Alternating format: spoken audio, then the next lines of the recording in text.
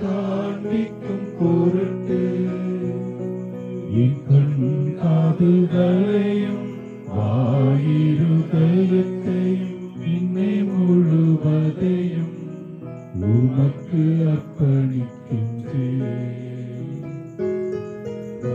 நான் உமக்கே முற்றும் சொந்தம் என்பதா நல்ல தாயாரே, என்னை உம்முடைமையாய் உரிமை பொருளாய்